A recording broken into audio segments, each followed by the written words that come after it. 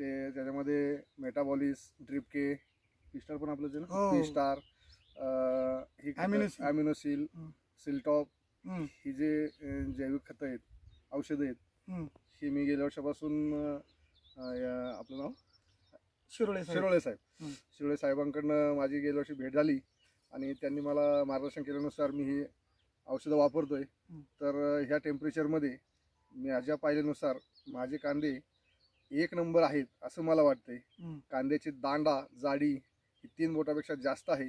लोकांचे पाहतोय मी की हाताच्या अंगठ्यापेक्षा कमी, हाताच्या अंगठ्याने फार फार तर लोकांनी पण या फार्मसन कंपनीचं प्रोडक्ट वापरावं अशी माझी एक इच्छा आहे आणि स्वतःचा फायदा करून घ्यावा ही माझी मनोमन इच्छा आहे.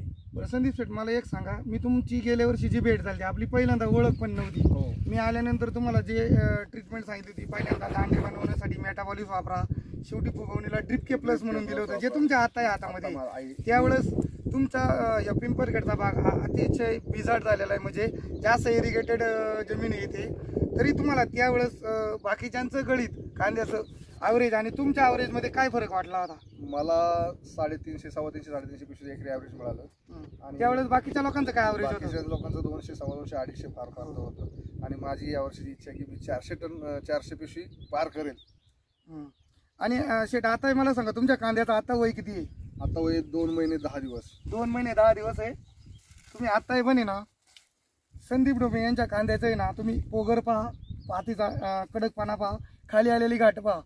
फक्त 2.5 महिन्याचे कांदे अजून या कांद्याला बांधण्यासाठी 1 महिना तब्बल बाकी आहे. म्हणजे हा कांदा याच्या 4 पट बांधणार आहे. बरोबर आहे संदीप शेठ? गेल्या वर्षी तुम्ही रिझल्ट पण पाहिलेला आहे.